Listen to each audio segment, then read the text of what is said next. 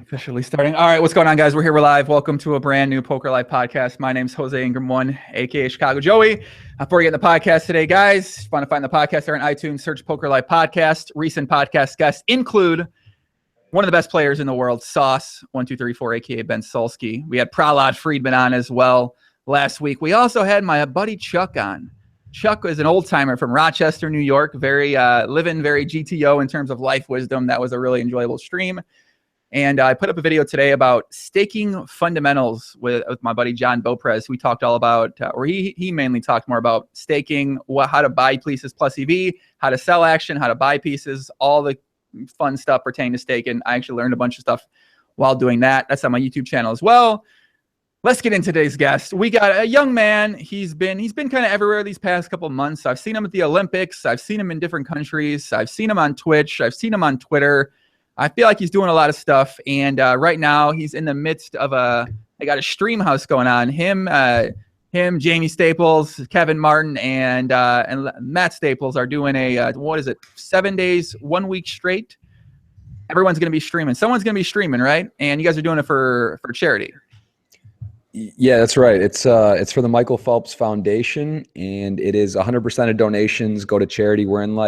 We started at 9 a.m. yesterday, so let's see, it's 24, 27, 34 hours in right now, and we've raised just over like 3,300 as of right now, so kind of on pace for 100 an hour. We're going to try to get some matching from some sponsors, get some matching stuff going on. So that's what we're doing. We're here doing that for 160 hours straight, but the house will keep going on after. But this is like a 1 week straight charity stream. One of us four will be on at all times, and it is we kind of have shifts, but there's some overlap, obviously. With tournaments and everything, right? There's going to be some people doing it at the same time, but we kind of have like a set block. You need to be on at that time, and then other than that, there's a little bit of overlap.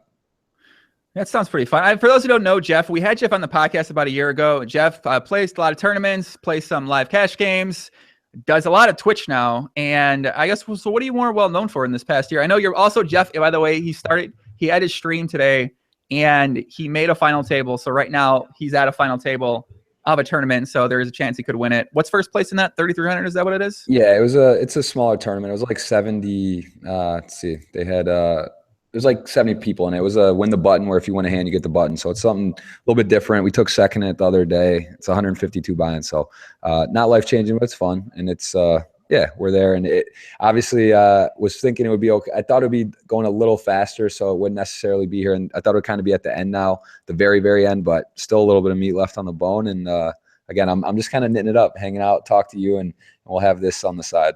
So what are you more known for now, Jeff? You've been on Twitch now for a while. You got the Flow Show. I know you got a lot of people that tune in to watch that live. You got a lot of people interacting with you on social media that are pretty big fans. So it seems like since the last time we talked, I think back then you didn't really ever Twitch before. You had that old computer you mentioned with the fan, kept making fucking noise. We couldn't get the thing to quiet down.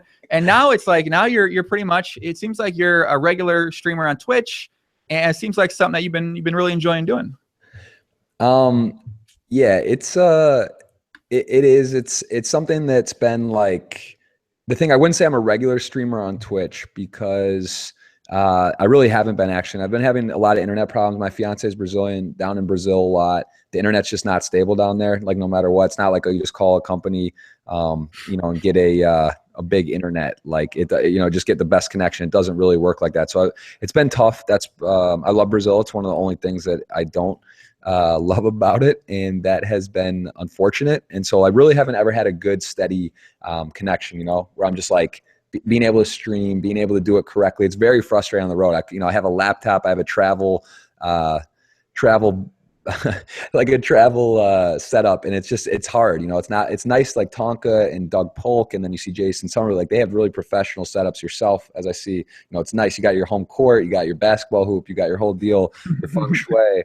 And that's nice, especially I'm sure you got the best upload, download. I don't know if, your speed test, what it reads, but I never knew about that stuff before Twitch. I never even I didn't realize, you go to a hotel or you go places and sometimes it's a little slow, but it's no, upload, download is important. It's like a real number. That's a stat. It's yeah, I got 100 upload. It's whoa, but in certain places I'm traveling, it's even at Vancouver or, Uruguay or some places at nice hotels, it's just up and down, up and down. It's 0.7 upload, and you really need 5 upload or better.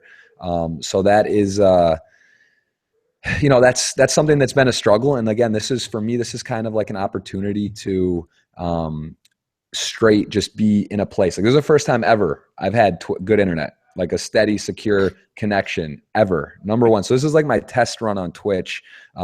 In theory, like for me, this is kind of like, let me see what happens. Let me see how it is. And I go back and forth. Is it worth it to put out an inferior product? Like it's like, I was in Brazil playing the 10K scoop or W coop, one in May. So the scoop, and I was on day 2, $10,000 buy-in, streaming it live on Twitch. And it was like, I had Phelps on the phone, on my Skype, sweating hands. It was like, it could have been like the most, amazing show. And it was like cut out 4 times. It sounds like he's ghosting, isn't that? Isn't that what they call ghosting? No. I mean, yeah, he's just hanging out.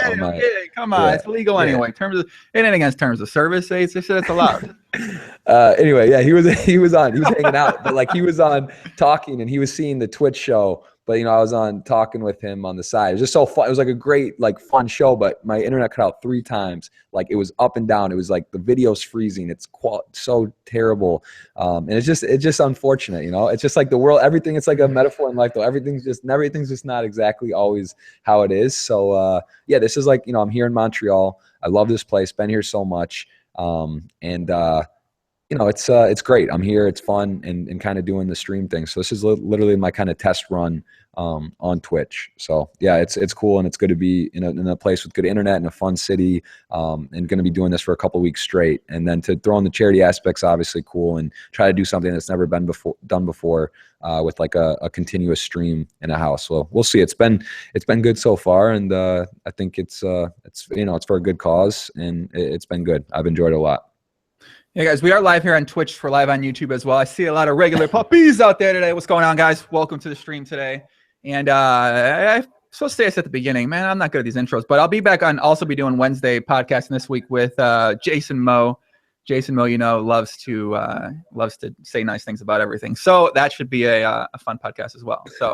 So Jeff, you've been at the Olympics. You mentioned Michael Phelps Foundation. That's what you're doing the charity for. So it seemed like you were down there. You were supporting Michael Phelps. Obviously, he had a very, very, very, very strong Olympic showing this year. And so, what was that experience like, being down there with the friends? And I think you were there with your future wife, fiance. How's that like down there? Yeah, it was great. I mean, Brazil, obviously, their economy's been a little bit. It was a tough time to have the Olympics. They were basically, when they got the bid, they were peaking. Their country was just on fire. Everything was like operating smoothly. There was a big Petrobras scandal. Some other stuff happened. I mean, their president basically was impeached like a month before the Olympics. I mean, it's sort of, there was stuff, they were short on funds, and the things weren't quite finished, but they did a really good job pulling it together. And it ended up being a nice event, and it was fun. We had a group go down there, some old long-term friends of Mike from Baltimore, and then some other friends, we got a house there right on the golf course, Olympics. It was really, it was beautiful. It was great. But Rio is like one of the more stunning cities in the world. People talk about it's a little unsafe for this and that, but so are certain parts of Chicago or Detroit, right? I mean, it's all perspective and what you're doing, and if you're being smart. And obviously the Lochte deal, that was sort of a mess, but that was what I was most impressed about, was that Brazil, like, they nipped it in the bud. They just handled it. It wasn't just like, oh, something happened, I don't know. Like, no, they were like, dude, no, we want to know. They went cameras, testimony, and they really brought that to a head, and was, I think they kind of realized like the whole world was watching, and like they could either kind of affirm some people's beliefs, how it is, or sort of say, hey, look, no, this isn't exactly what happened. Here are the facts. Here's the deal. And that was kind of a wild thing that spiraled into a big deal. So that was interesting down there too. So what Jeff's referring to is there was an Olympian who's also a swimmer named Ryan Lochte, and he allegedly talked about, had something happen where I think it was robbed at a gas station, but in reality, I guess the tape came out. They were just really drunk. They fucked up a bathroom. Something happened with a security guard. They actually didn't get robbed. And yeah, it seemed like the Brazilian authorities, and a lot of the media here in the United States, definitely that story was something that they talked about very much in depth. And I guess, so you kind of got a unique perspective on things since you were down there. Yeah, no, it was interesting too, because I know, obviously, being very close with Mike, talking to him each day while there, and then also other swimmers even I know from Baltimore, or that I've just known over the years, or hanging out and kind of hearing like the inside scoop, or before it happens, or what was going on. I mean, it was interesting to just hear like the real inside scoop, and then kind of what was being told and then what ended up happening. It was just funny that it spiraled out of control. So anyway, yeah, that was cool, but it was a little unfortunate that kind of took some of the light of the Olympics. But yeah, Mike's performance was dominant. You know, he picked up now 23 gold medals and 28. I don't, to put it in perspective, the second place gold medal, I don't know if, do you know what the number 2 all-time Olympian has in gold medals in the history of like the 100? Was it? It's a Russian, I think Russian gymnast, but no, I can't remember. I saw the number. I think it was like 8 or 11 or something like that. Yeah, exactly. It was 9. So I mean, he has like 2 point something X the all-time second place gold medals, which is just kind of absurd. And to think that he's really only 31. In theory, there's gas left in the tank if he wanted it. Dara Torres was like 42 when she won some medals at Beijing in 08. And swimmer, it's definitely older, but like, I mean, there was that guy too. He came out he was 35. The one guy won gold. Didn't he win a gold that just came back, right? He took off 10 years. He took off 10 years basically and came back. And I mean, the guy's probably, super respect to him, but there's probably 100 and what do you call it? There's probably Mike's just like such an incredible athlete. Like comparatively, it's who knows what he could do? He could even take one off and come back. I mean, that wouldn't be like insane. I mean, that would be, if I had people ask me, oh, what do you think? Is he done? Is he done this one, coming back one? Is he just done all that, whatever? If I had to guess, Mike says he's done. I think he's done, but I think the second most realistic scenario would be that he would take one off and come back. I think that I just see that kind of could happen. I could see that being a possibility, but 39 years old, beating back out there. Yeah. If it comes to LA, it's like, he's like, oh, let's swim he could get up and down 100 butterfly or something, scoop another one, just add another thing. I don't know. I don't think that's insane. So, it was cool. It was really cool to watch him just sort of go through. He had a little bit of adversity and then came back, and just to go out like that, it's pretty incredible. I had a baby and all that right before. I mean, just kind of all worked out right in a row, and definitely proud of him. So it was cool to be there and see that, because I was there in Beijing, there in London, kind of see it all the way down. That's awesome. Yeah, I mean, watching on TV, you're just like, man, this is like 23. It's incredible. Really, there's really no words for it. And I mean, it's such a great story because obviously has some adversity, overcomes it. Obviously with the new family too. It was awesome. It was really cool. It was really cool to see. So, did you guys do any celebrating down there? Were there any stories or any stories that you can tell on the podcast that may have happened? Man, not really. It was nothing too crazy. Like, we literally were down there with the group supporting Mike. We would go out. We had it was a nice time. Went to dinners. We're going around. Went to the beach. Brian Rast, who his wife's Brazilian, he was supposed to come. He didn't end up making it, which would have been cool. Dan Coleman also was supposed to come, didn't make it. But we still had a good group down there.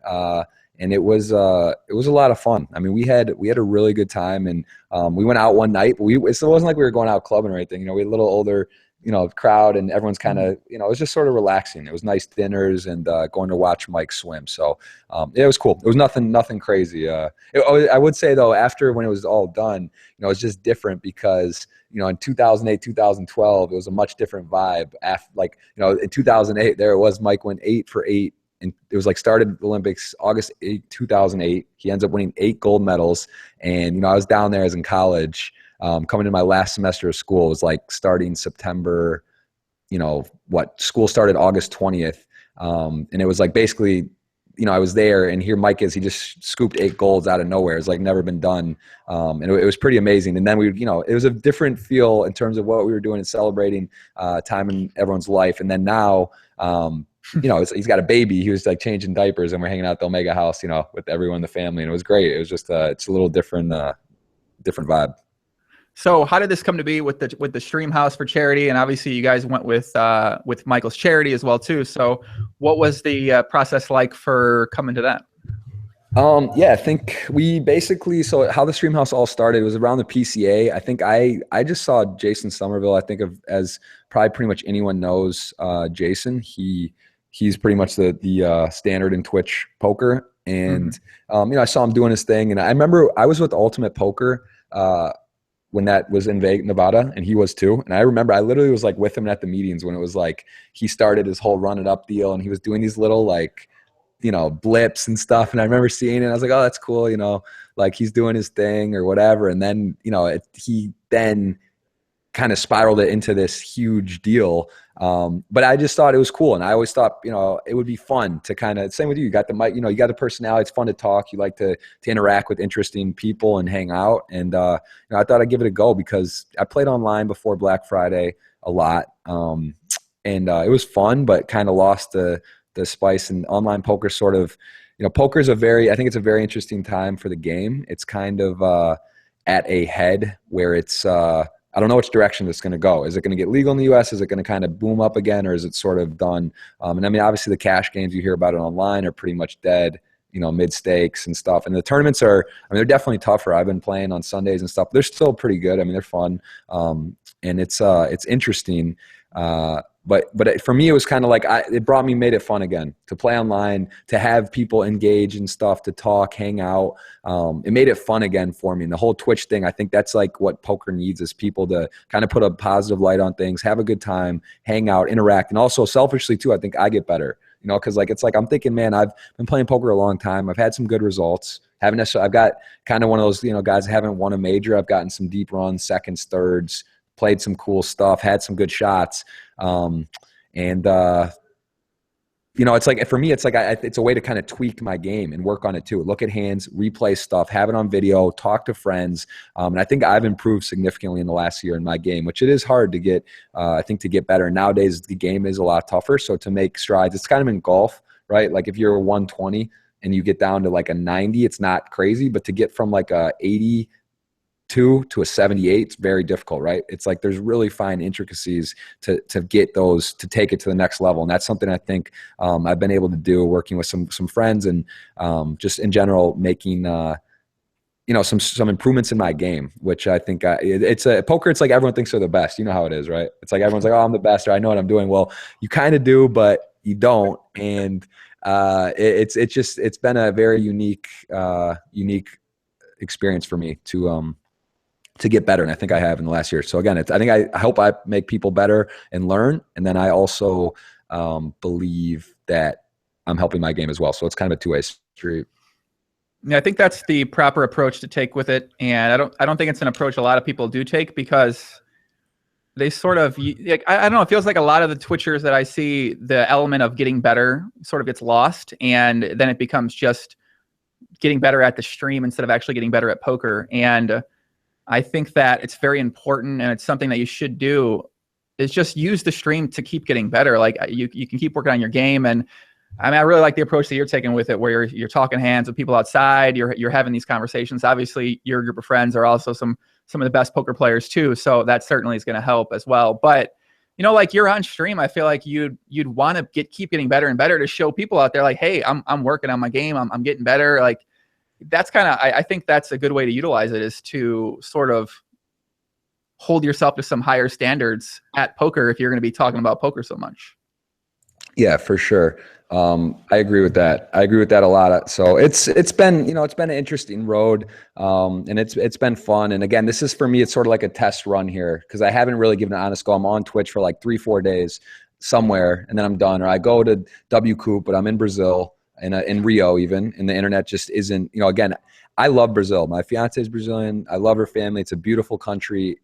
There's a lot of positives. It's unfortunate that, but it's not just Brazil. I mean, I was in Australia for the Aussie Millions. Same thing. The internet is shocking over there in Australia, like literally worse maybe than Brazil. In New Zealand, it's just like, I was like, oh, it's so great. When I started the Twitch kind of deal, I was like, oh, this is cool. I can travel and just do it. And then I was like, no, you actually can't. It's actually almost hopeless to stream on the road. So, it's, again, this has been cool. This is fun. And I'm excited to see with a good quality product and daily, right? That's another thing, consistency. Being on like Jay Carver, he goes like 2-3 months in a row, right? He's just in there. And it's like, so to do like a month straight to really build some momentum and do something, I think it should be cool.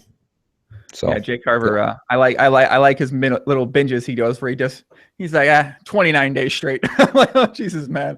I mean, that's It's crazy. He like doesn't, and so the thing about streaming is it is a full-time job. It's very tiring. Doug Polk's been talking about it too. It's like, he's saying, it's like, man, I don't know. He's going to do some more YouTube stuff, or it's just very tough because it's not just, oh, I pop on and I'm live. It's like, well, there's stuff you got to do before, you got to set up. There's all this, then you got to, after, there's, some giveaways or, work on stuff, or there's a ton of stuff that goes into it. So it's tiring. It's fun. It's a whole deal though. It's not as simple. And those of you that don't really stream or know, it's like, there's OBS, there's all this equipment, there's all these settings, there's all these things you have to have. Right. And it's just not as simple as popping on your laptop, on your Mac or whatever, and just saying, turn your webcam on and then fire up a table. I mean, there's a lot of stuff that can go wrong that happens and that has to be right. And it really is a lot of work. So I don't know. I'm not sure. I'm going to see. I really do enjoy it. And we'll just see. We'll see how it goes. But this is going to be for me after these like 3 weeks or month. It's going to kind of determine if I want to really seriously keep trying to do it like a lot, or if it'll just be like a Daniel Negreanu type deal where I have it and I come on during maybe a tournament series for here and there. So I'm not really sure yet. I haven't decided, but it's been fun. I enjoy it no matter what. I'm glad I've done it no matter what happens, but I'm just not sure where it's going to go from here. So where are you standing with poker right now in terms of, I guess, being a professional poker player? Have you started to think about or started doing a little bit more outside of poker? Or are you still on the live Texas cash game grinds and that sort of thing, and then playing some live tournaments here and there? Yeah, so I do play. I play a pretty good cash game in Houston once a week. I also travel for some other games. I just went over. I mean, for me, it's like I just turned 30. I just turned 30 years old, and I'm getting married. So the poker deal, it's cool. It's fun. It allows you a lot of freedom, but it also it's tough, right? It's cool, but it's different. I mean, there's you know what I'm talking about. It's like there's a lot of things that are great, but it's also like, look, if I was going to be single, not have a family, and there's not anything else in the world I would do. I love to play poker. I think it's a great game. I think it really challenges you mentally. I think it's it's fun, and I think I'm pretty good at it.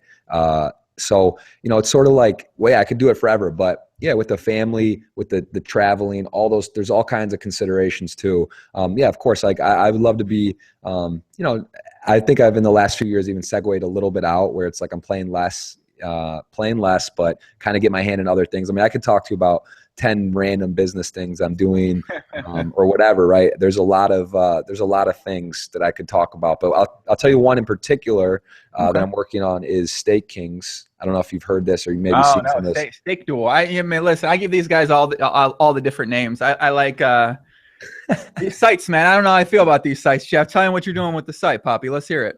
All right, so I'll give you the straight shot. So Stakekings was formerly Global Poker Link, but they're looking to be involved with. They want to do more, not just with poker. They want to be involved in the sports domain, like fantasy industry, which is pretty popular now, which has had its problems as well. But also e-gaming or whatever. I don't know the correct term. Is it e-gaming or esports? Esports, I believe, something. These type deals. You can't go wrong with either one.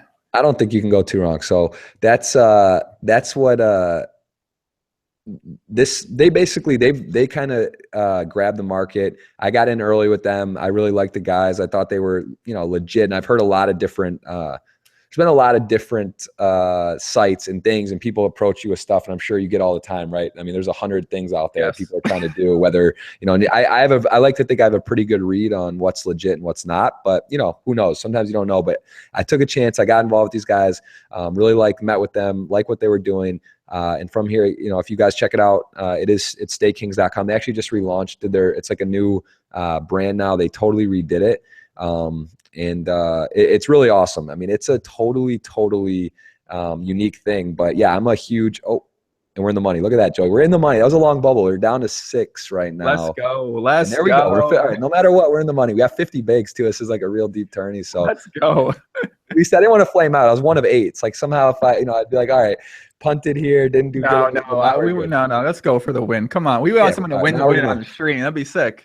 We're gonna gamble a little now. So anyway, so Stake Kings, they basically I heard you were talking about staking, kind of learning about staking the platform, but basically what they do, it's pretty unique, and especially now, I think the reason it'll work is because of Twitch and because of these type deals. Because all right, let's just say you watch Twitch and you're watching your favorite streamers, Tonka, Doug, Jamie, whoever it is, Kevin, Matt Staples, and you're in there watching. Now you can actually have a piece where you can buy a small piece, right? And they break it all the way down. So it's like, I'll post, let's just say 10% on a Sunday. So now I'm firing 10 multis on a Sunday, the Sunday Million, all the action. And you're on my channel, you're subscribed, you're watching, you're part of the Poker Flow show. And now you have 1% of my Sunday. So now you're getting in depth, you're watching live on a 6-minute delay, of course, but you're actually like, because it's like one thing, it'd be cool if I say I have a piece of you, Joey. Like, let's say you're like, I'm going to go play the 25K or 100K PLO tournament. Who knows what they're going to start doing now? I mean, it's going to be $1 million PLO. 100K PLO, I'm in. I mean, fuck, man. I'm right. In, yeah.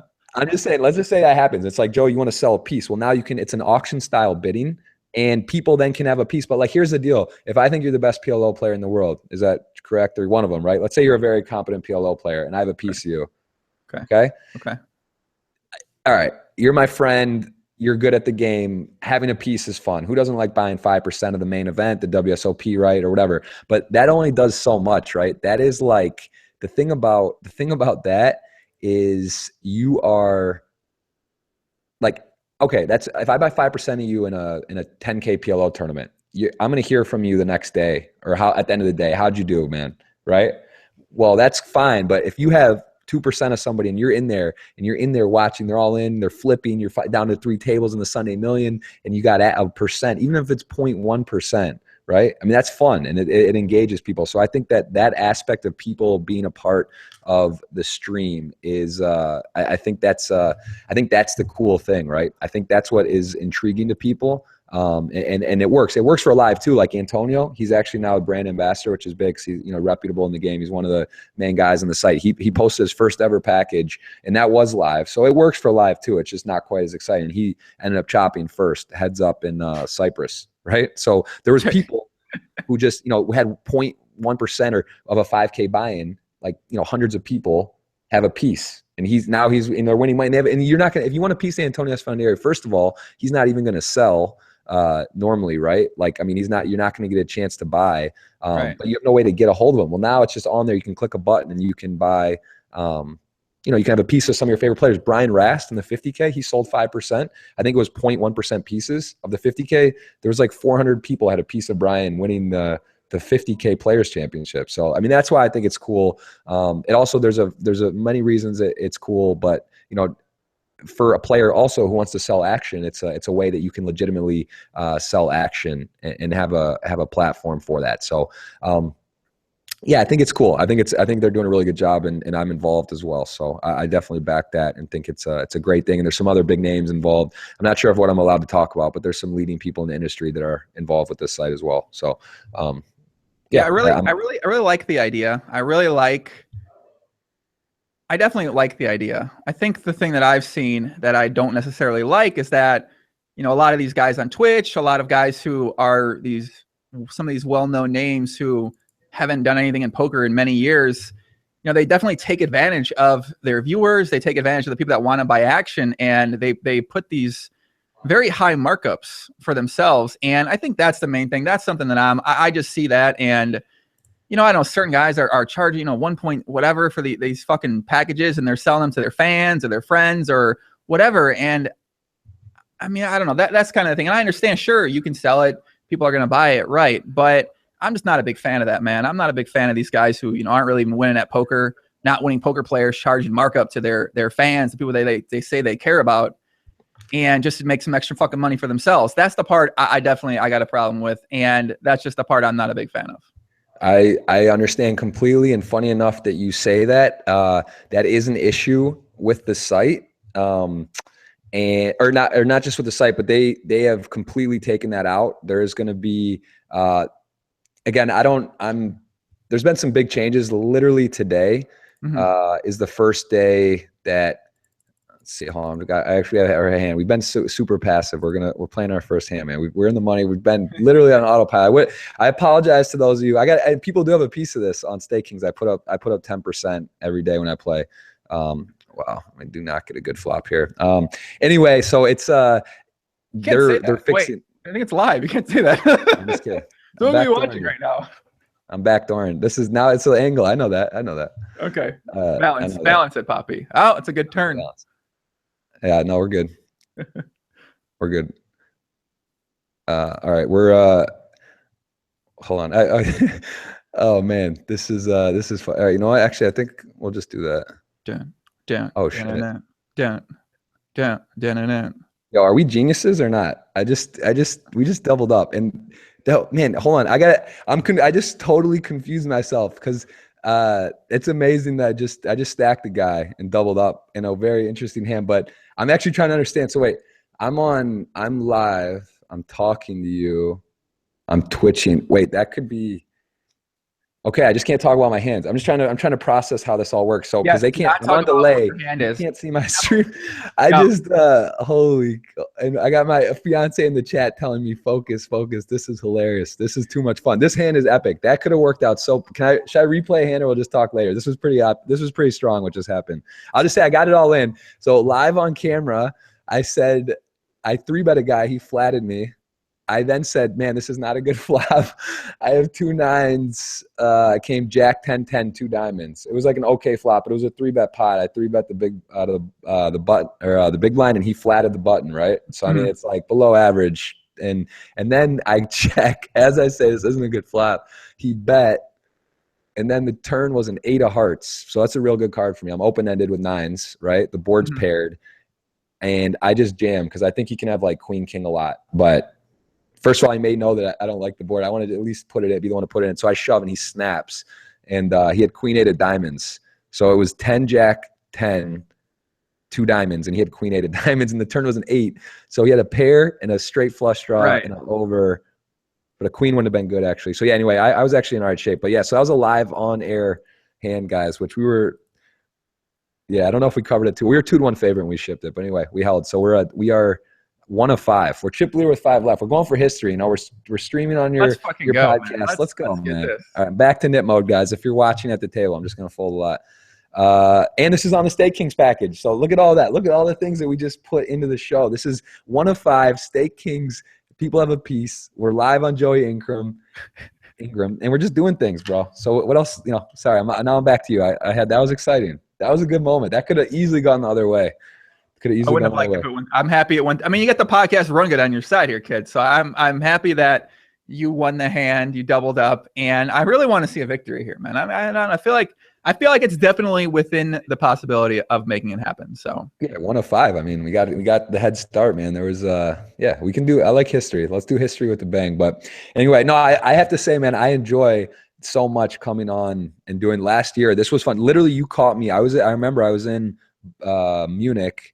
I went to Berlin for the WSOP Europe. I was in Munich. I had my little Razer laptop. It was supposed to be good. You remember the fan, right? And I was like, can't forget the fan. I remember the fan. It was crazy. And I thought, and I didn't have a secondary monitor, which is impossible to stream without doing that. So I was literally like, you know, I had an inferior product for what there's a great Razer, great company from what I know. I think I got a dud of a thing, but also I don't think it wasn't like the dual fan. You know, I had no idea. I didn't know you needed such like serious equipment. Like I thought you could just stream. That was a lesson in, you know, the system overload. You couldn't run OBS, but I remember like I was flying the next morning. I think I did your podcast, and then I hopped on and then played all night long. So like, I'll just, you know, play online and then I'll go sleep all night. So I played all night, a session on Twitch. It was okay.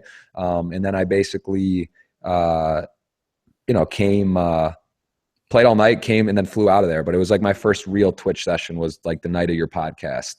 And it was okay. You know, it was like kind of fun, but it was like, I was like downstairs and it was dark and I didn't have any equipment. And it was just like, I didn't know what I was doing. I was just kind of winging it. But that was like exactly a year ago, the first ever one. And then I didn't do another one until December. Where I remember you talked about wanting to get more into it, and then you did that one, and then you kind of took a break for a while because you were doing a bunch of other things as well too. So mean, I feel like you always got a lot of traveling going on. Obviously, you got your, now fiance. You guys are going to get married. I'm sure that just complicates things as well. And you're playing live, makes it even more complicated. So it's definitely seems pretty challenging. It's not a simple thing. I was like kind of wishing, I was wishing this was like 10 years ago. Like, if I was 20 or 19 or 21, 22, and it was in the USA, I was thinking how cool this would be to be in your place or in these cities and just be able to travel around and like hop on and fire, fire tournaments. It would just be like so great. And I think I'm like in that awkward, like, the awkward zone of like, I don't know, I'm 30. It's not like it's old, but it's just kind of like, I don't know. And it's fun. I get here too, because these guys that I teamed up with, who we talked about this at the PCA, this was like in January. So I hadn't even really started, but, this is, this is a different, I got my, display money table right here. I got, it's so funny because, I got a home game on my thing going here. Anyway, we basically were talking about doing it, and it was sort of just an idea. And then it kind of came to fruition where it was like, we're going to do this. And then all of a sudden it took a while, and then we just did it. So it was just like, all right, let's get it together. But these guys are younger. Matt Staples is Jamie's brother. He's 20 years old. Right. Then there's, let's see. So it's Matt, and then Jamie, who's also, he's young too. He's like 24, 25. And then Kevin Martin's 23. So it's like, here are these guys that are like in their 20s, like basically fresh out of college. And I'm kind of the vet at 30. It feels like, I feel kind of old, You're the grandpa of the house, Poppy. Yeah, right. That's the thing. Yeah. And my fiance was with me here. And then she basically, she left for Brazil. She's there right now. And then I am, I am here, and I'm just basically putting in my time right now. So that's it. What if your fiance brings back a couple of Brazilian girls for the house? Well, she has a twin sister. If she brought someone back, I don't know. She's, people, it's funny. I've had so many friends get picked off by Brazilians lately that are just, define picked off, please. Picked off in a good way, of course. It's like Brazilians they're hard to fade. If you find a good Brazilian, they're very loving, very family oriented, and a lot of people are picked off. Yeah, they're going by literally, it's crazy. I have like one of my best friend's brother just got married to a Brazilian, met her for less than a year. Ras got married to a Brazilian. I don't know the status of a few others. I don't want to comment on names, but I know. Okay, yeah, that's one Brazilian. So I mean, there's wow. We just got called by Queen High with aces. Queen High river call. We bet the river and got called by Queen High. At least that shows the guy's a thinking player to call with Queen High. But we'll take that. We flatted aces out of the small. Nice hand. He's certainly thinking something. Yeah, he's doing something. There. Almost got a knockout. This guy's got 100 lives. So we're down to. Oh man, we did lose someone else. I didn't even notice. That's how focused I am with you. We're down to 5. And I knocked the guy out. I'm focused on you. No. All right. So anyway, yeah. But so my point is, she's in Brazil and I'm just here and I'm just like totally immersed. It's like Montreal is one of the greatest cities too. I've come here, Playground Poker. Have you played there? Have you been to Montreal? I've heard of Playground Poker. I heard I know they're having a big event there at the end of November, I believe. Yep. Yeah, the end of November. I actually think Jay Carver's doing something for them that I talked about a little bit about. But yeah, I know that event looks pretty sick out there. The WPT Deep Stacks tournament. It'll be at the end of November. And yeah, I mean, if you're in Canada, you definitely got to check that out. I heard it's gonna be pretty sick. Wait, did you say Jay Carver is doing that Playground? He's doing. I believe he's doing. Isn't that one there? He's doing something with one of his run-up series there. I think it's Run It Up Reno, but is that something else? I mean, no, this is something else. He's doing something else. I believe it's at Playground in November. I'm almost positive it is because he got the jet. He's doing the thing that I talked about potentially doing. But so yeah, it's. I'm pretty sure. Yeah, guys in the chat, let me know. Let me know if that's true. I don't think that's right. Because I mean, I basically told Playground about Twitch. And I'm pretty sure that's not right. Wait, but I don't know. It's a WPT Deep Stacks event. Okay, that might be it might be a different event. Is that in Calgary, guys? Is it in Calgary? It's in something in Calgary. Never mind. I can't get my fucking places straight. My bad. Okay, there you go. My bad. Listen, same thing to me, okay? Canada's Canada, guys. All right. I don't know Calgary, Montreal. What's the fucking difference, honestly? So yeah. So okay, well, I was gonna say, but yeah. So anyway, they have a WPT in November, which is a big event, 3,500. I've been coming here a long time, this is a. We're gonna just give this one up. Sorry, I was in a hand. One of the rare times I'm in a hand. But so this place is awesome. I've come here many years. Antonio comes and they host a big WPT. So that's sort of we're culminating on. I got to figure out what we're doing for them exactly leading up to it. But they're going to do some giveaway stuff, and it's an awesome place. I mean, Montreal is one of my favorite cities in the world. They're literally Melbourne, Australia, Montreal. Hold on, back up. What did you just say? Please, man, I was hoping we could squeeze by this. I was hoping we could go by it because people. It's called Melbourne. You know that it's not Melbourne. Please. You realize that, Melbourne? Right? Melbourne. I'm not saying that. I'm telling you, dude, it's one of those awkward spots because it's like Melbourne. Wow. Melbourne.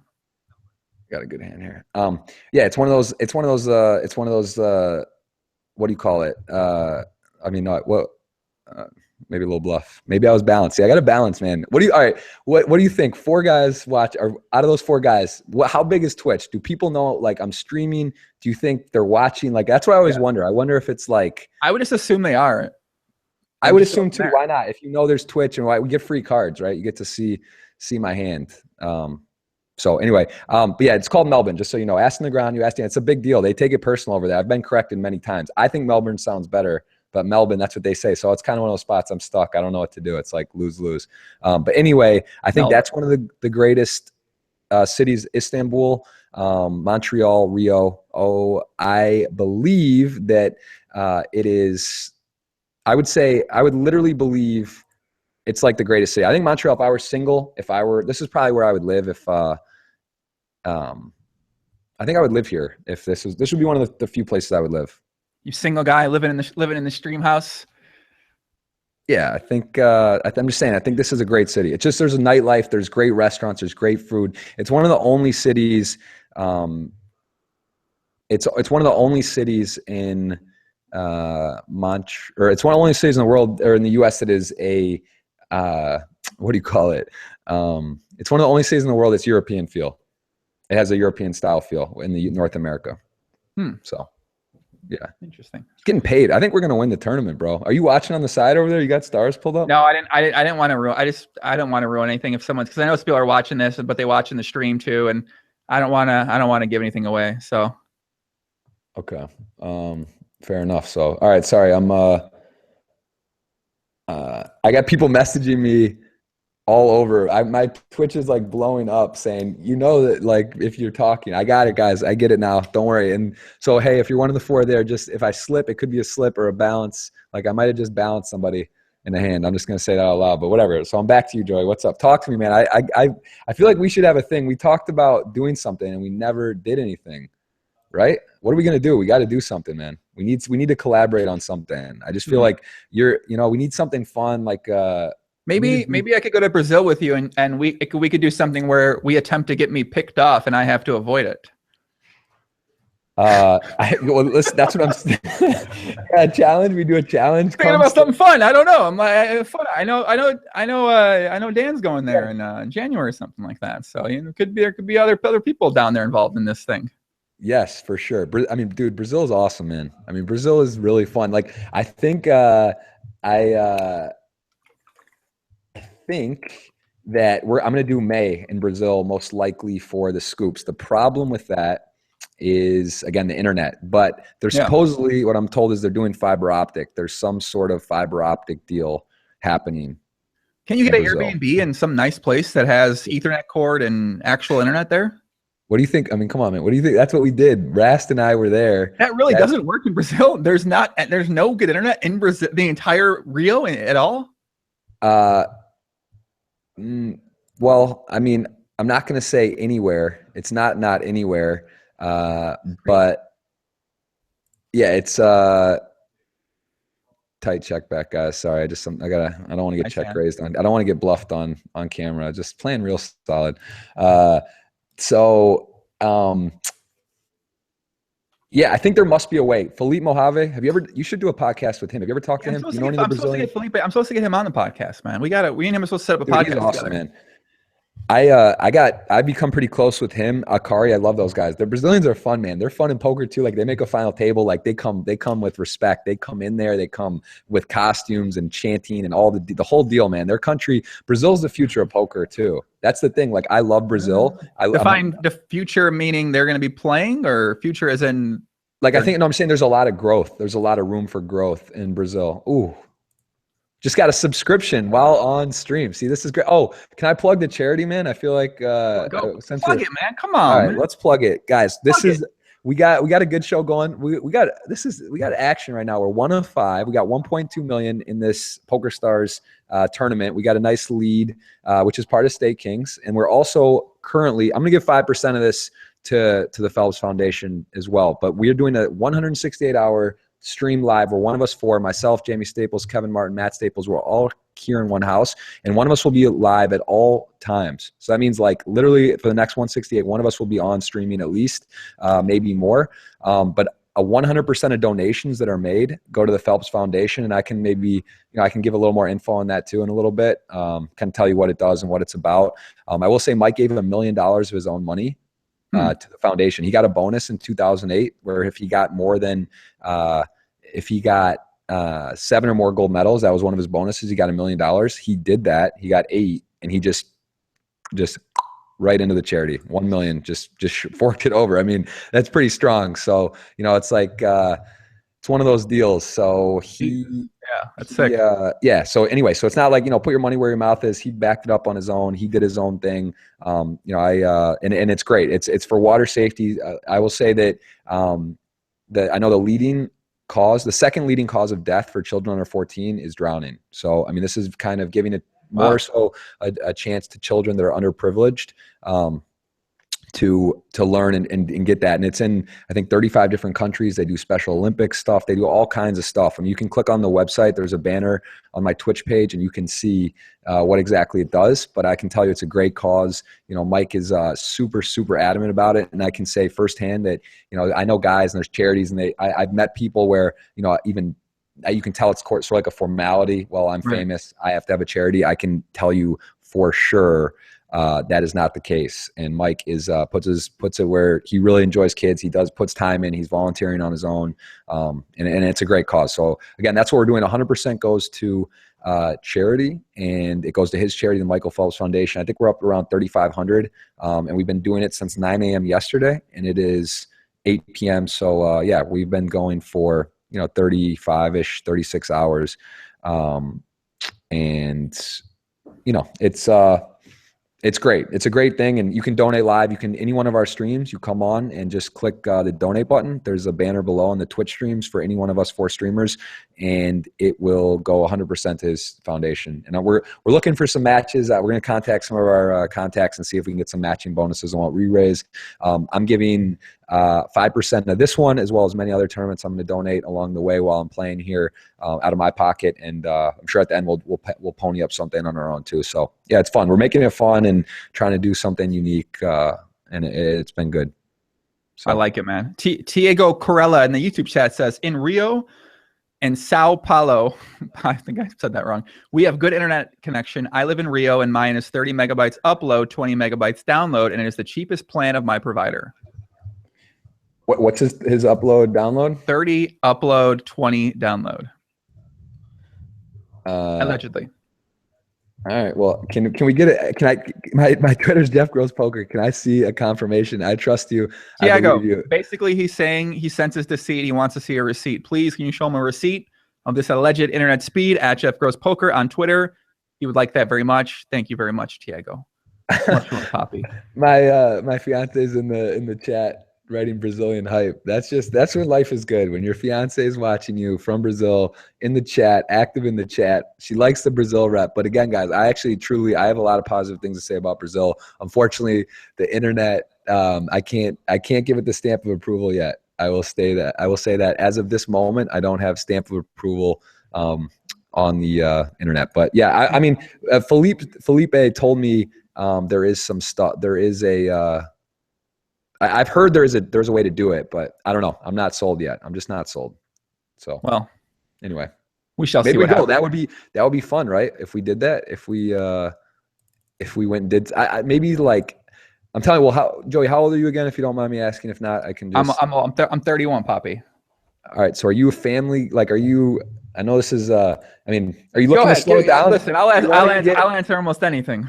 Okay, well, that's what I said to you too. I want to. Can we? I think that's what we talked about then. Do you remember that? I said I want to bring you, and maybe you could come on. But at the time, it was like I hadn't even really started. But maybe we could set a date even in the future. Has anyone ever done a podcast with you? Have you got Joey podcasted? I don't know if I'm qualified. I've been on a couple podcasts, but not really like a version of my own podcast. If we could like tag it out, like switch it, like I call you, on my Google Hangout, and then it's like on my, and we do it that way. I'd be fun. We could even set a date, let the Twitch get up a little bigger, because I don't know if it's I don't know if I'm even qualified yet for that, but I would like to host that, to do that if that's possible. It'd be fun. It'd definitely be fun.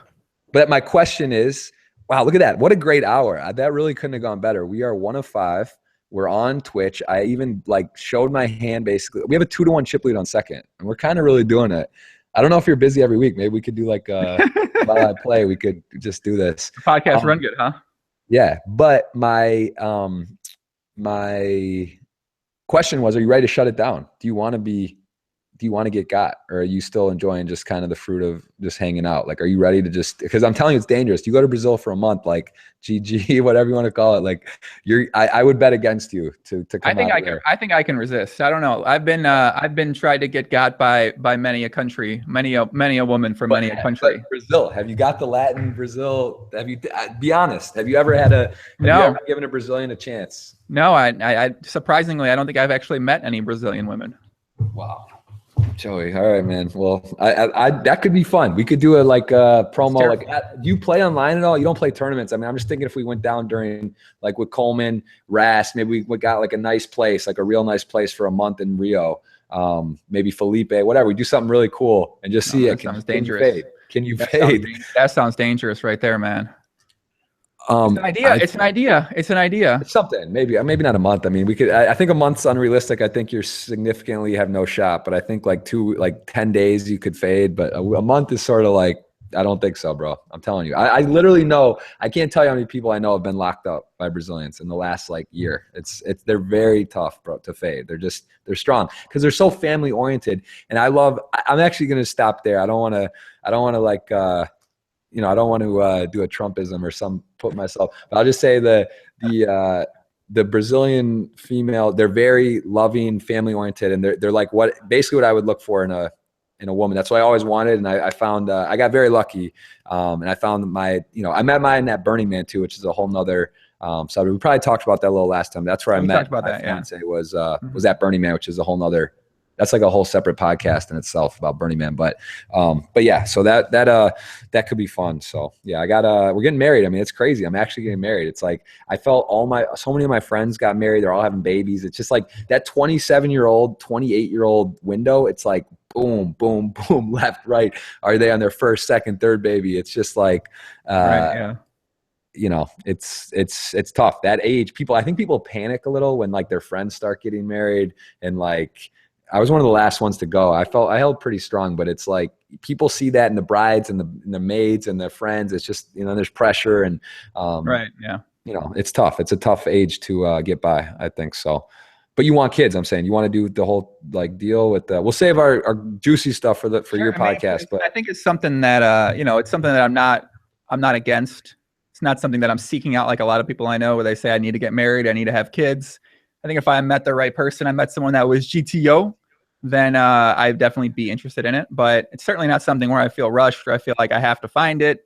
I'm kind of in my own little world with the things I'm doing right now. And yeah, I think, I don't know. I love traveling. I like living different places. I'm probably going to move soon to someplace. So if I was married and I had a kid, it would make that significantly more challenging to be able to do. Right. But so if you had to script it, what would you say? When would you want to slow down? Or it's hard to say like that, but is there really depends on the person, right? It depends on if you meet the right person who you feel I don't know, you don't have to question it. You meet someone who you don't even, I don't know. It's not like a, do I want to settle down? It's more like, yeah, I'm going to settle down here. Okay. Okay. Fair enough. Nice. All right. Well, yeah. So, let's see what, so you have my table up or you don't? You said you don't have it up, No, right? I'm railing it through you. I want you to give it away because I know people are watching both. I don't want to give anything away with the stream here. It is. I will say that it's kind of funny because even I like legit messed up the first time, and then there was like one or two where I have to remind myself because it's such a habit of just playing and announcing. It's on like a 6-minute delay, so I feel very comfortable just talking like flowing like as things are happening. So I'm just gonna refrain from yeah, I'm just not gonna say anything, and we'll just let that go. But I want to go back. I want to go back to what we talked about earlier, and then you got sidetracked. So. We got a subscriber. I just want to give him a shout. Joey, I'm broke as fucking $5 actually a lot for me, but love what you do. Going to eat peanut butter and jelly this week for lunch instead of ham sandwiches, so I could throw you a little sub love. Hola como mosa, puppy, from Susan Rubentug. Much love, Susan. Much love, man. Much love, Susan. I want to go back to what we talked about before with the Stake King stuff. So you mentioned Stake Kings was changing something in their system. To what exactly were you talking about? We were talking about markup and people charging, a higher markup to their audience, their fans, or whatever. What was the deal with that? Excuse me. Yeah, it's basically, and again, I don't want to. I wish I had talked to them a little more. I should have. It's been a hectic thing, but I'll just say that they are rebranding. They're redoing how they're doing it. It's going to be a completely different thing. It's going to be like a fixed kind of deal thing. They're cleaning it up because I think for exactly what you said. I mean, obviously, some people doing the auction style bidding. It's cool. It's unique, but it's yeah. I think it's not necessary. It's not really. That's not the point, right? To like put a package up and have people like go wild and drive it up to like whatever, right? It's not really, it's not right. So that was sort of, the whole deal about bidding or eBay and these type of, that was like kind of the initial idea, but it's going to be changed and it's going to be more basically fixed. I don't want to like go into it too much, but more what you're saying. I think basically it'll eliminate what you were saying. It will not, you won't have an issue with it, how it's done coming. I think November 1st is the official day when it's going to be, it'll be different or significantly different. So I'm kind of surprised something like it doesn't exist in DFS because it seems like people would have, maybe they have, they do well at lower stakes and they want to play higher stakes, but I haven't seen anything for DFS where people can sell FanDuel or DraftKings actions. So I don't know if they're going to get involved with that, but it certainly could work. Yeah, I'll say this too. Speaking of fantasy football, I have, so we do a fund and I think we were doing it last year when I talked to you. Yeah, you mentioned that. Yeah. You mentioned you're doing something with that, right? So that's something that's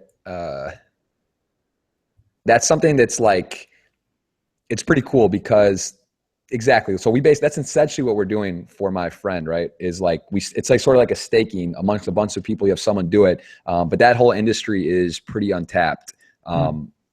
I think so that would be another thing. That's something they're looking to get into as well. I think that could be cool and a lot of fun. So, yeah, it's very, very, very interesting what's happening. I know there's a couple other sites that do it. And I know one or two I can name, but like there's a few other competitors, but I think Stakekings is not just, obviously I'm biased because I'm involved with the site, but I think they do a really good job. And if you go to the website, you can see how it's done and they just changed it today. And there's some examples of what I'm talking about. It's like a fixed price. They're going to do like blocks where it's like $5, $10, $20, and then it gets you a piece of what someone's selling, and it's at a fixed solid rate, right? Because again, yeah, the whole driving up of the markup, that's not the intention. That's not what it's really about, is like trying to get, the person, because that's another thing too. People that watch on Twitch casually or don't really know poker and aren't familiar with markups, like, yeah, paying 1.8 markup for like an online tournament's insane.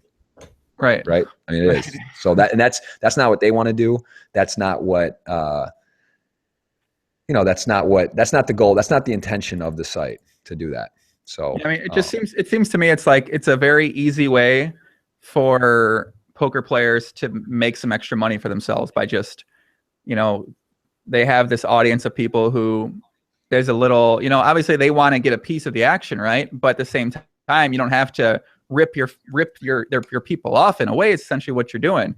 But I mean, that's one way to look at it. And some people are going to say, you know, well, people are going to buy it, then you're not ripping them off. But at the same time, if you're talking about being a guy, you know, whatever, I don't know, man. That's just the main thing I've seen that's kind of with it. But I do think it's cool that a lot of people can sell action on there. Makes it a lot easier, and it sort of takes away a lot of the hard parts for kind of having to do stuff like that, I feel like. So it's yeah, I mean, I definitely like the idea. Yeah. And again, it's again, the concept's really, it's just cool too that you can automate, right? Like it's another thing. Like it's interesting that you can break it down into so many pieces, right? Because like that, it's like people want to feel part of it, which it's great. Like if someone, if I sell 10% and it's like I can get 100 people having a small piece and that's fun for them and it's comfortable in their role. That's another thing too. You want people to be comfortable and have it be fun, like where it's like they're investing in something. It's not just like, you don't want people to overextend themselves or do something they're uncomfortable with. So it's, yeah, I think it's awesome. I think it's a really, really cool idea. And again, I think you're going to be happy, like moving forward, you're like, all right, you know what, this makes sense and this is good. And look for that to be soon. So as long as I don't see Jamie Gold selling at 1.7 on the site, man, I'm okay with that. That's I can't, man. I don't know, man. I can't do it. Is he at 1.7 on the site is fine. I'll support the site. Wait, did you see that somewhere? Has that been happen? Something like that? I'm pretty sure it was like 1.6, it was 1 point something. He's selling action for a 1 point something. Oh, that's you're saying Jamie Gold, the one whose site the main event winner? The main event winner, correct? Yeah. Oh, see, that's a different site. He's involved with the other site. Okay. Not on our, that's not, there's a lot of different things. There's all these fantasy sites and DraftKings and FanDuel and this and Draft Me and Save Me and all these sites. Like there's a lot of stuff going on. The dual fan, I mean, whatever, they got it all. There's all the things happening. Man. Let me get some shout outs in the chat. We got a lot of guys out there right here. Let me see who's out there. We got Danino Max, first time. Finally, I catch the live pod.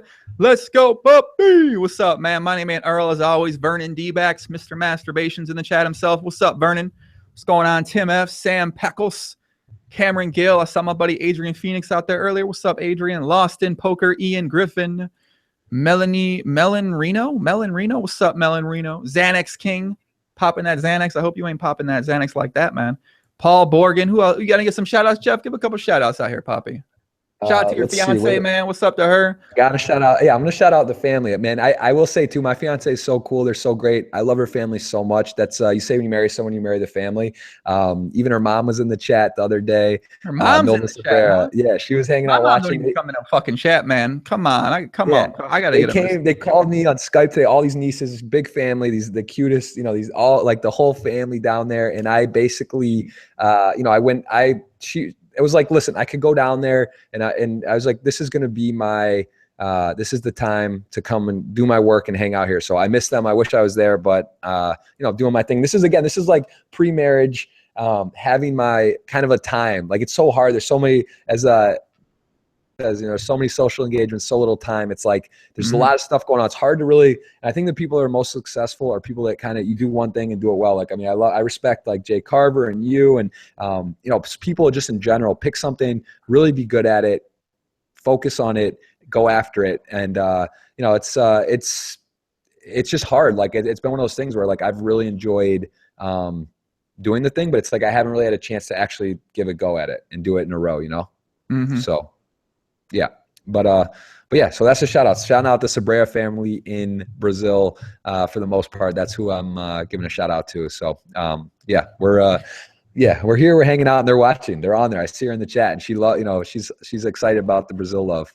So yeah, the Brazil, people say about Brazil, like it hurts me when I see the negative, things said or like it's dangerous. I mean, again, how do you feel about that? When like, if people ask you, is it dangerous in Chicago? Like, yeah, everywhere's got danger, right? I mean, there's stuff going on. It is dangerous in Chicago. You got to stay. You want to stay in the north side here, guys, and you want to stay downtown. You not want to go south. Stay low, right? It's like, come downtown. on. You go on the south side, you're fucking cruising for something there. That's for sure.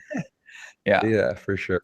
What did someone say? Montel Williams even sold a package on you. We can't mention that site on here. We got a competitor on here. They got to pay us $6,000. Oh, that's the DFS advertising budget. Never mind. Here it's never mind. Never mind. I did this DFS show last night, Jeff, for Roto Grinders, where we sweated the action, and he was playing the Millionaire Maker. The guy was in first place in the Millionaire Maker, was going to win $1 million. Last play of the game, Aaron Rodgers to Randall Cobb cost him $800,000 on the stream. Oof. Yeah. On stream? On stream. He's on stream with his friends. He's really drunk. Guy from Pittsburgh, DB Pittsburgh. Shout out to Darren.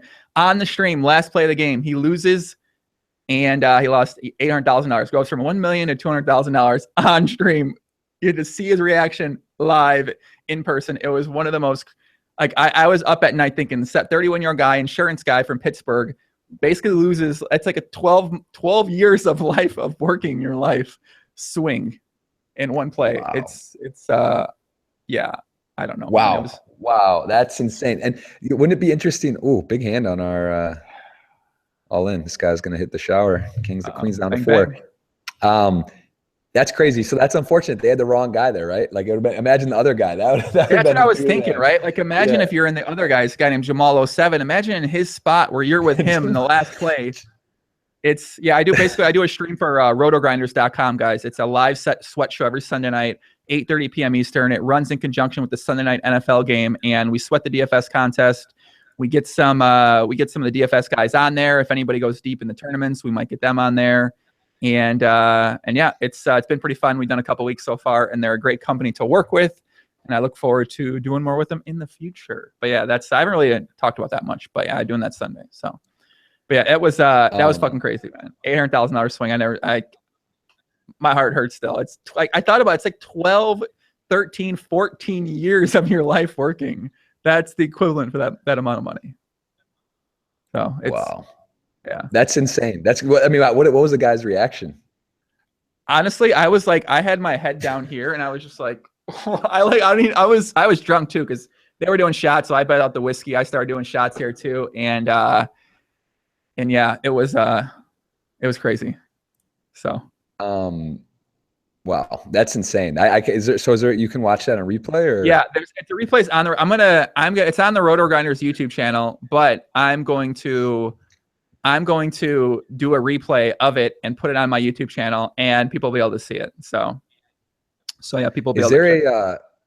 Is there a what would be great to make would be some sort of deal making capability, right? Like, because that's like the gaps are so big there. Like, on any poker software, really. Like, I remember do you remember they first got that deal making? It was crazy. Like, I think I was playing back on Party Poker in the day, and it was like, what do you call it? It's like when you can make a deal, it was like, wow, that's cool. Right, like, why wouldn't they have that, right? Yeah. And so, like, it's like, and these gaps are so massive with these $20 and $50. Like, that's the ones. I mean, was it a $20 or $50? Yeah, or one of those it's a $20 ones, right? entry. It's fucking insane. There's 234,000 entrants in the thing. You're right. I'm really surprised. I mean, I guess it would, maybe logistically it might be hard to work that out, but I mean, yeah. It's because the thing is, it's really hard to do the deal because like, so one guy, he's in first place, the other guy's in like 8th place. He needs 2 points to move up, and then he moves up and he gets, you know what I mean? So it's like, I guess there's also no way. There's, what they did, I've heard too, what they changed is it's different now, right? Because like last year it would end on a Monday night, right? That's how they. I think. Right. So, they changed it. Yeah, they changed it this year. So now they just changed it to where it's Sunday night ends. Right. So it's like, it's kind of wild because it makes more sense. I like it more because like that awkward, like waiting for the one last game, it makes more sense to do it this way. Mm-hmm. Right. But at the same time, it's like, yeah, I mean, it takes away because I think there were people who would make deals, and a lot of the guys in the fantasy. Right? You're right. I heard you're right. Some of the higher stakes contests, they did make deals where people knew each other better.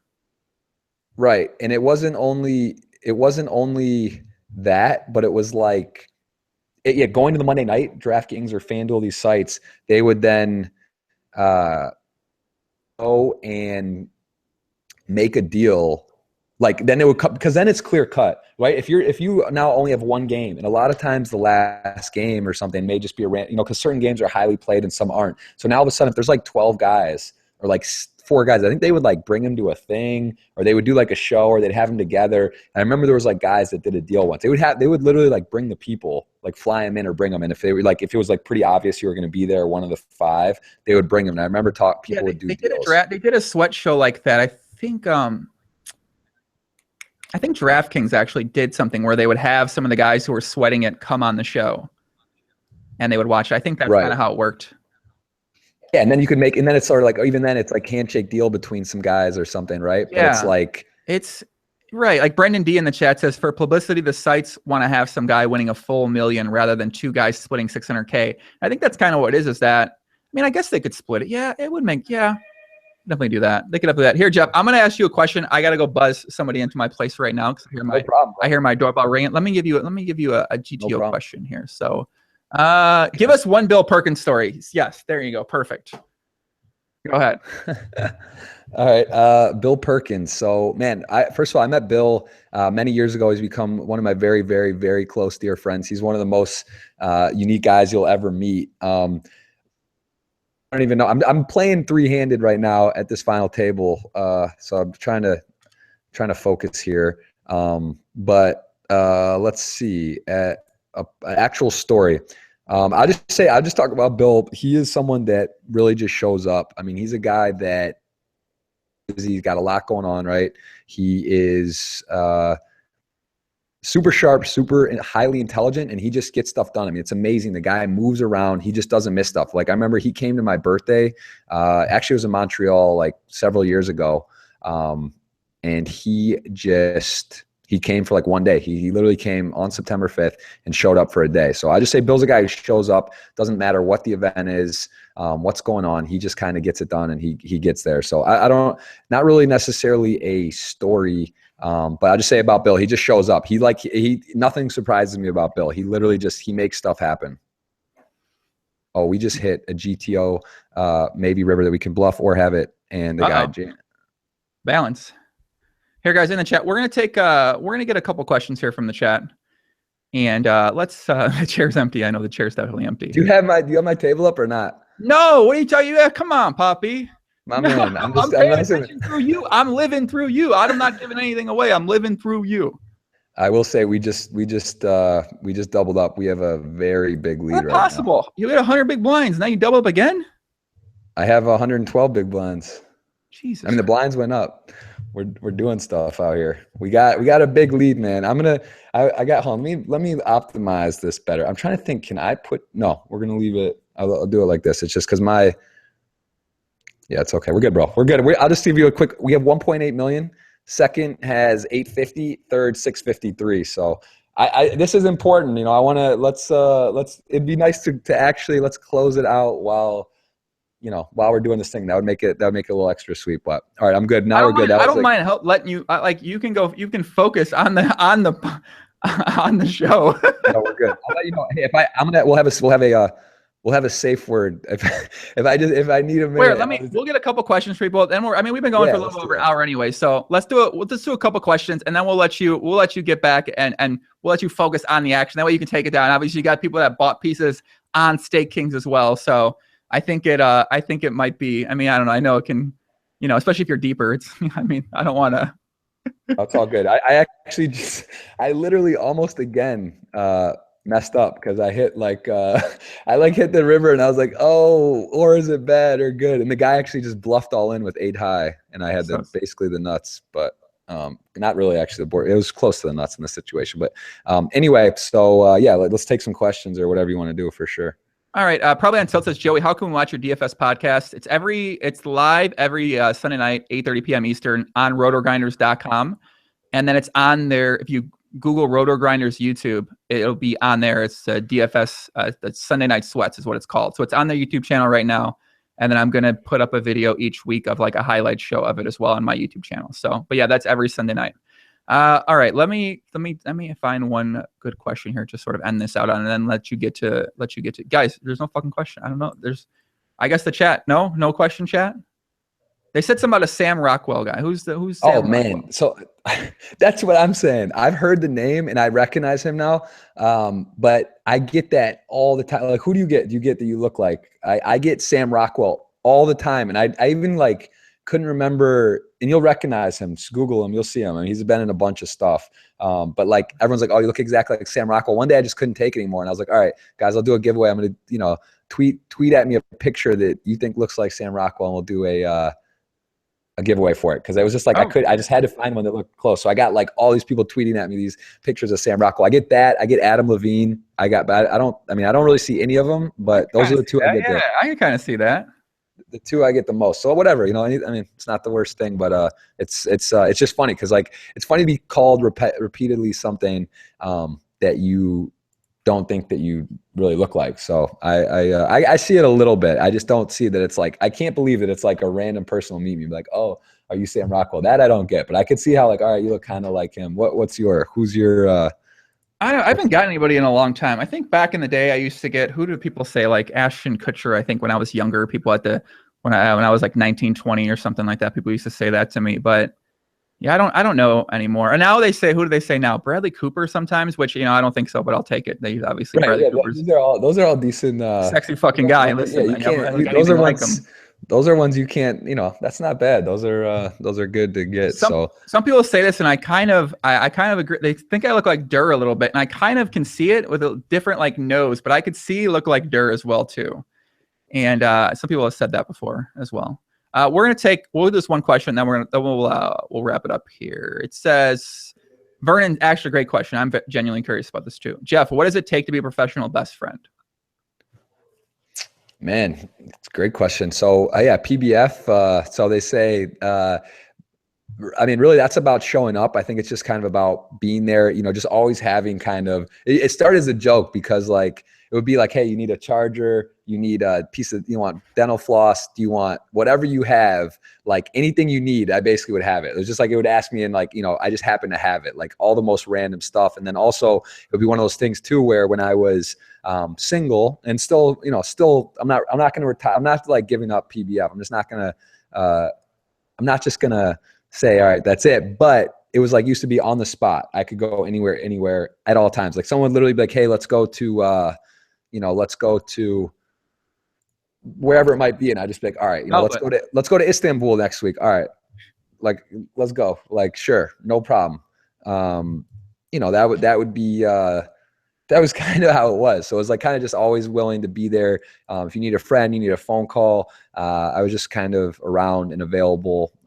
And I was just kind of showing up for people. So I think that was kind of the wow. Hold on, we got a guy asking for a split. I mean, that doesn't sound G2. I got the chip lead. He wants to hold on. Let's just see. I've never done a Stars Discuss the deal. It's for peanuts. I think we can't even. I kind of just want to see how the deal. I like, how they have to like call a person. They come in a room, this and that. There's literally not that big a difference. We're definitely playing it out. It's like $800. We're on stream. We gotta win, right? I mean, wait, is it heads up right now? Yeah, I'm heads up. Oh my God, I thought it was three-handed a second ago. Now it's heads up. It was. I don't know. It's funny because I feel bad, like almost like I just like not bad, but I want to play. I just don't like when the guy says split. I mean, what? I just say good luck, good, whatever. I mean, I just don't know. I feel like I don't really care. You know what I'm saying? Like it's fun. I want to play just because it's fun, but like it's not like this. Listen, don't get me wrong either. If it's like last night, this Kevin Martin, who's in the house, he had 2 of his subscribers to his Twitch channel that are actively in it were the final 4 of the Sunday Million, which is just insane because there was, and so like, listen, I'm not going to sit here and tell you, it's just like, I'm not going to sit here and be that guy. Oh, who cares about the money? We're talking about $800 in a $100 buy-in tournament, right? Like, don't get me wrong. If we're in the Sunday Million, it's a $200 buy-in and it's like 140 grand or 100 grand from a $200 buy-in. Like, I don't mind. Look, I would look at it and it's real money and it's a super ROI, difference. And especially if the other guy I know, or he's like, thinks a good player, it's one thing. Even like Antonio, he had never made a deal heads up in his life. And then we made the final table in Cyprus last week. We went to Istanbul, Cyprus, Tel Aviv. We played a 5K buy-in tournament, 300 something people. Me and him made the final table. He ended up getting heads up with the guy from Iran. And the guy, so it was like his countryman, his like in his blood, and the guy actually played pretty well, and he actually ended up making a deal. The guy had more chips than him, offered a deal, like a split even, and Antonio was like, you know what? Okay, I've never split, but he had less chips. It was and they ended up splitting. The guy ended up actually winning.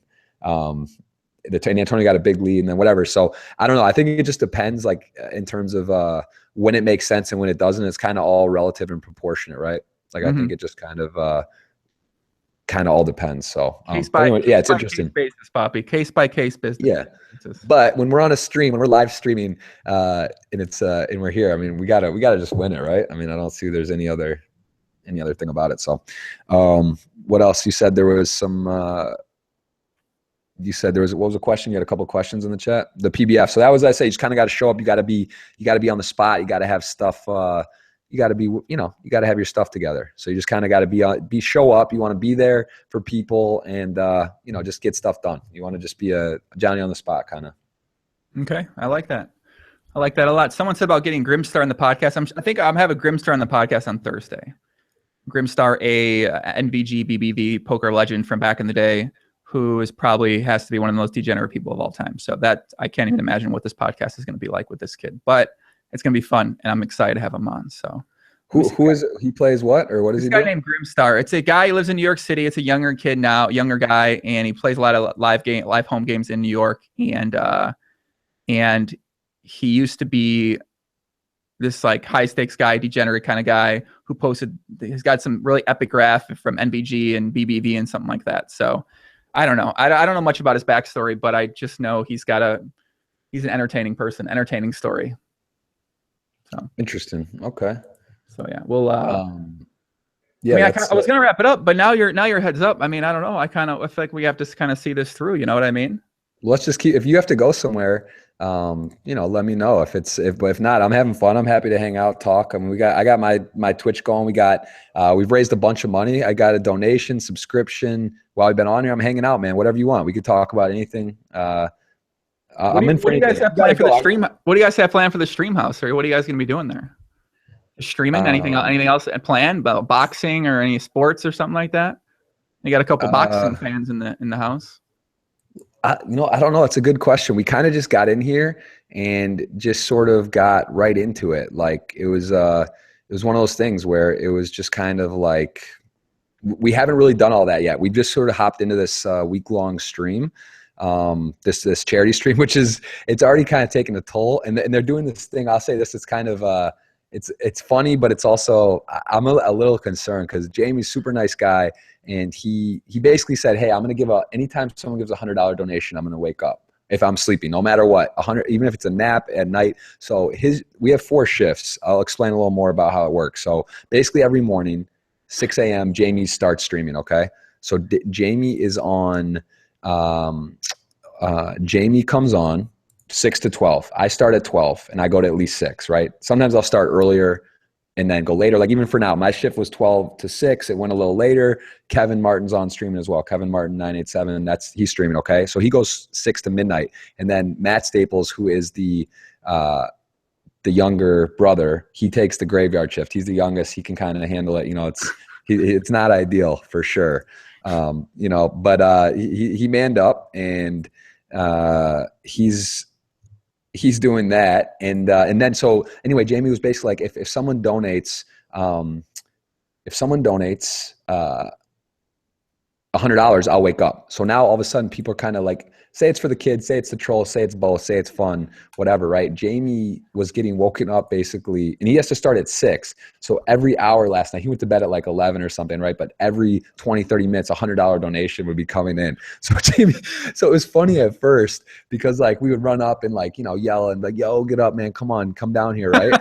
and then it came, it turned into, damn. And then it turned into like, it got like awkward for a minute because it was like, it would be like late and he was the one who had to wake up at 6, and it ended up being, he slept like, 10. Okay. There's a very easy GTO strategy for him to do now. What's that? It's that you bet you don't go to sleep at that. They don't tell people when you're sleeping. But Yeah, I mean, it's not that simple. But then, so even this afternoon, right, it started happening, and he was getting woken up. So like it was, I don't, it was bad, man. I mean, I'll Doesn't say this kid this, have it like, hard enough already right now, man? Come on, man. You what's gotta be hard? helping the What? guy out. We don't want to be That's hurting what the I'm saying, guys. bro. What do you mean hard enough? What do you mean? He's like, what's hard? I don't know, Yeah, man. he Listen, you was read some of these comments. I mean, I don't know. he I read was some comment, and I don't know, man. he was sleeping, and it was like he was so tired. I've never seen someone sleep like that. Like he was like, we couldn't get him up. We actually couldn't get him up. It was like pushing on him, like it was like yelling at him. We were banging on the door. It was like he was just fast asleep. Oh, God made a hand on me there. But anyway, so yeah, that's something that's going on. But we've been getting a lot of $100 donations or more. It's been great, and yeah, it's been cool, man. I'm really curious to see what we can do here, how much we can do coming up. But it's a good cause. It's a great cause, and it's been going well. So it's yeah, it's great. It's great, and it's gonna end up being. I think it'll most likely. We'll finish because on Sunday is the big day for online tournaments, right? So it's finishes Sunday at 9 a.m., but there's a good chance it'll go even further, probably, right? And maybe even who knows how long we'll take it. I mean, there's some crazy records in poker, right? I mean, you know the Phil Locke story, I'm sure, right? You remember that the marathon? Yeah, I think what did he played? What was it? He ended up playing.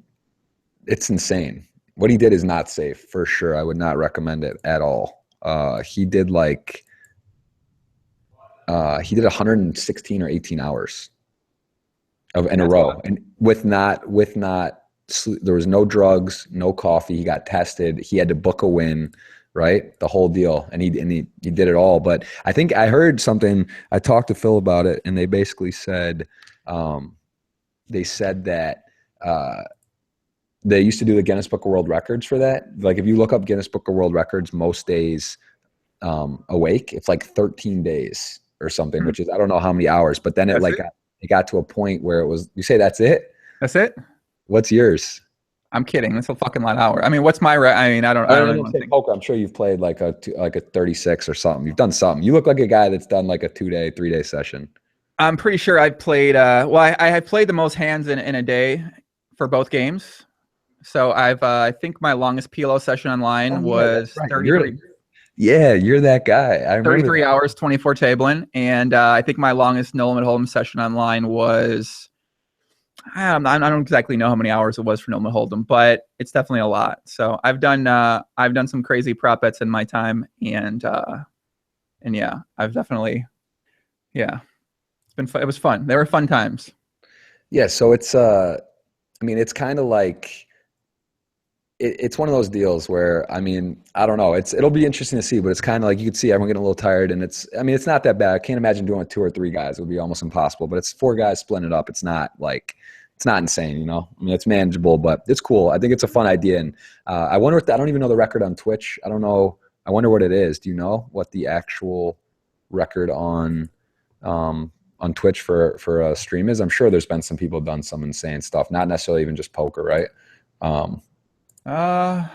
I don't know. I'm not sure what it is. Is there? I think there's gamer guys. I think they stayed awake for a couple days or something like that. Huh. Some sort of stream on there. So. Okay. Yeah. I mean, there's it's always, I think it's fun if you're doing something that brings a good cause and kind of doing something different, just mixing stuff up. I think it's always good for the game. So, yeah. Do you watch which streams? Do you ever watch other stuff on? I watch the only stream I really watch is Adrian Phoenix, who is one of my friends and one of my favorite people in the world. And he hasn't been doing much poker lately, but he does he's in Colombia right now. So he does a lot of Colombian specials where he'll have women on the stream. He'll be drunk on stream sometimes. He might do a cooking stream. He might have a musician on the stream. But yeah, he does some fun streams. He's definitely my favorite streamer that I watch right now. So, but yeah, I don't really I spend a lot of time doing things, so I don't spend too much time on Twitch. Just, I feel like I just spend too many hours on there, and yeah. So why? Who do you watch? Exactly. That's what I'm saying. It's fun. Like I enjoy I enjoy watching it. I kind of check it out, but it's exactly one of those things. It's like, if you're the one, you're on there, you're talking, you're doing your show. It's like, it's not even just doing it, right? There's prep, there's things. And it's just like, yeah, you're not really looking to just now go watch other stuff. Anything I watch Twitch, kind of to learn. Like, I like watching other streamers and just kind of seeing like what they do. Like, I'll peek in now and again and just see if what kind of stuff they're doing, what type of maybe giveaways or what their style is. And you kind of grab, sort of like poker too, where you get your own game, how you play like a tournament or how you play a game. And then you kind of combine it. You talk to friends, you see stuff, and you sort of incorporate it into your own game, right? You then sort of like take some of that, you take some of those things, and then we'll put it in to your thing. So it's like, I'll take some stuff I like from people's streams and I'll say, oh man, or I like how their overlay looks, or I like how this is done, or they do that. And then sort of go from there. So yeah, it's, but exactly, I'm not really watching other streamers. I don't just like tune in on a daily basis. I mean, Carver, I've watched his, for a while I was watching that a lot because, I thought it was just interesting to see what he was doing. And he's very unique too. Like I said, he does one table. It's amazing. Like, for a while I was doing so many tables. Like, I'd play like 8 tables. I mean, even right now I'm struggling with one and talking to you, right? It's like, it's hard to it's hard to do that. It's hard to it's hard to do that. Like, it's hard to even put a bet in and talk. How's the heads up match coming here? We just got a nice bluff through. That was nice, which you'll see in a minute. That was big. But here's the thing. This is a very deep stack tournament. This was like a win the button. So it's like, how deep are you guys? This is maybe the most deep I've ever seen a tournament. It's crazy. We have 2 million. He has 1.2, and the blinds are 816. It's like he has 70 blinds. So listen, if I can send you a message and let you know how it ends up, because unless there's other stuff you guys, if there's questions maybe we could do or something, but I mean, it could take a while, and I don't want to, it's not like we're down to 30 blinds. Wait, all right, let's do that, guys.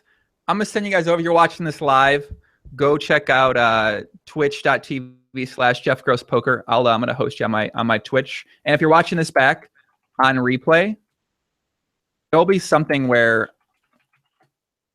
you put a video up of something there. We'll figure out a way. I'll let people know somehow. I'll send you to a link in the description if you watch this back on replay.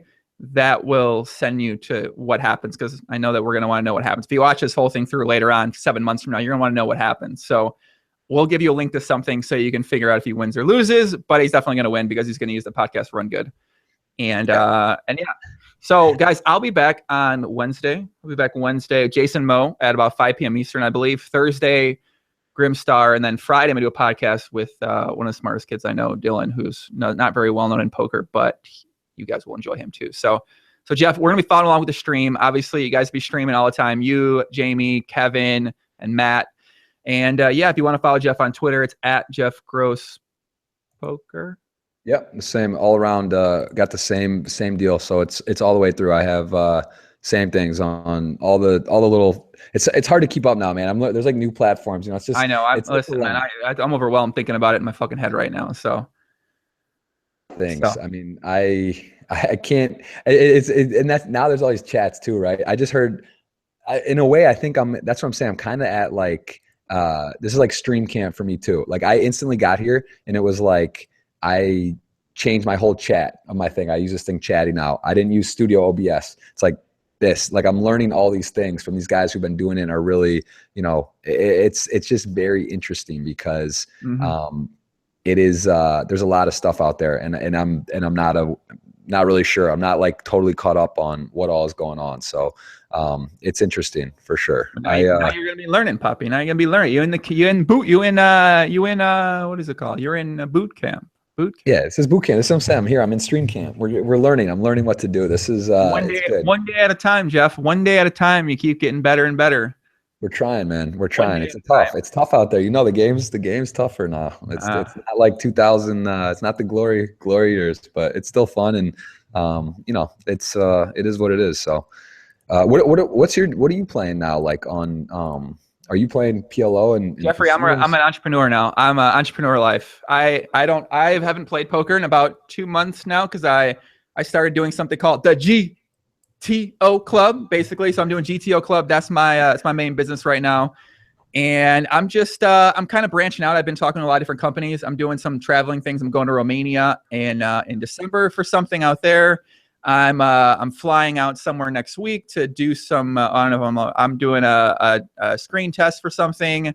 I'm working with another company at some point in time. I start doing the roto grinders thing with DFS. So I'm basically now I'm going to be focusing more on content, focusing more on bettering that, expanding my network of people. And yeah, I'll be in Romania and Bucharest, December 1st to December 5th, guys. And I'll probably stay there longer as well at the Unibet Open is what it's going to be out there for. And I'm going to be doing a chess seminar with the Eastern European Chess Club Federation as well too. So yeah, I'm kind of focused on that. My GTO Club, that's my membership group. That is definitely what I'm mainly focusing on as well. And I subscribe to the channel, the Joey Ingram channel. What is the GTO group? What is that? How's that work? GTO Club is basically, it's an idea I kind of had a couple months ago, like 2 months ago, and then we built the site for it. So it's sort of a combination of different things. It's kind of me putting people together in a group, and it's basically for people who want to be GTO at life, want to get better at poker, want to get better at their life, want to get better at sort of everything, but want to put the work in and put them together in a team, in a group like thing, help them, stay accountable, basically, which is one of the toughest things, is being accountable for what you say you're going to do or what you think you're going to do. And there's content in there that's written. There's content from video form as well. Boom! Joey Ingram. I had to do it. Sorry to cut you off. We shipped That's it. That's okay. Woo! That's what we want to hear. Let's go. Hey. Did you win the thing? Yeah, man. Wow. What a hand. So sick. What a hand. Let's go. We got a little trophy around here somewhere. I'm gonna have to go grab it, but sick last hand. The GTO Club got him. I'm excited, man. Dude, are you watching? You got it, or you don't have it. I'm gonna replay it for you. So I'm on delay. Or no, or live. I don't know if we're live or on delay. It doesn't matter. I'm putting it up right now. But the dude, like, I could tell he was getting kind of over it.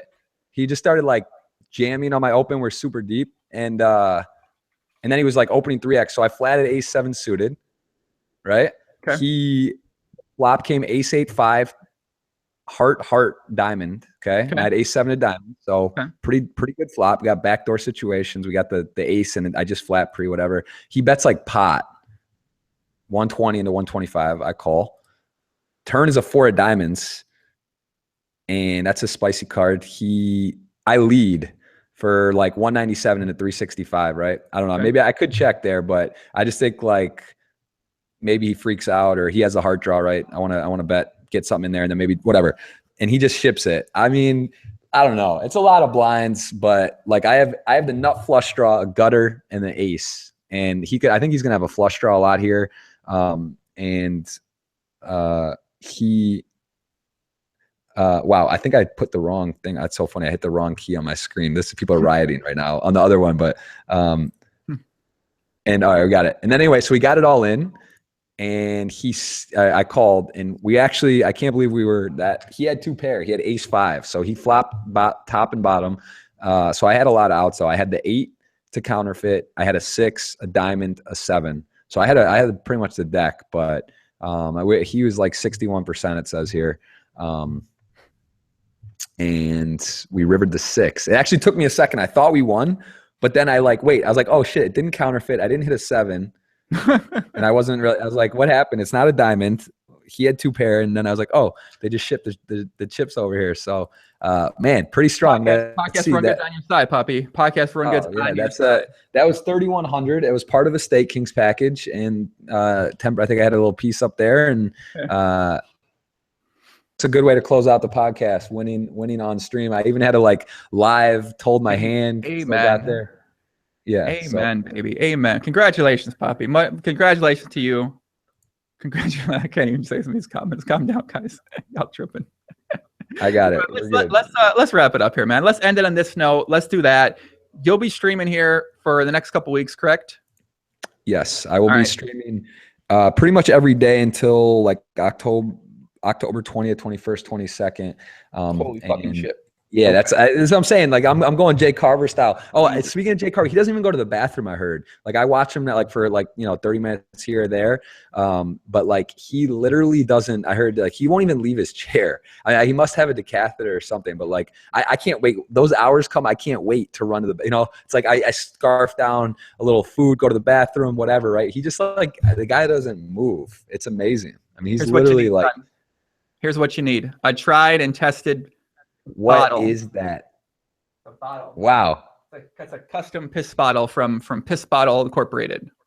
That is that's a pretty full bottle, man. Like, what is that? A once a week clean out? Is that a daily? Or you drink a lot of water? No, what that's for is just it's a prop. It's just a prop. I was gonna say that. Yeah. Just a prop. Wow. All right. Interesting. Okay. Interesting. But yeah, I don't know. I mean, he must do that. So, I don't know what's going on. All I know is we won. That was the custom one. It's like they made it for the Poker Life podcast. Shout out to them. Wow. That was fun, man. I love that we just won on stream. I guess everyone's on. So people already seen it. If they're watching your show and not my thing, they know, right? Because it's live, but they don't see the table anyway. All right. Man. All right, kid. Let's wrap it up, guys. Follow Jeff on Twitter at @JeffRosePoker. He's gonna be on Twitch, and we'll catch up, man. We'll talk soon. Good luck on the stream, Poppy, and it should be fun. I'm gonna host people on my channel now, and then that's it. That's fair. That's fair. All right, my man. Thank you. Yo, this was fun. We'll do it again, and I'll do your podcast when you're ready. Let me know. Cool, man. Sounds good. Let's go. All right, bro. Later, buddy.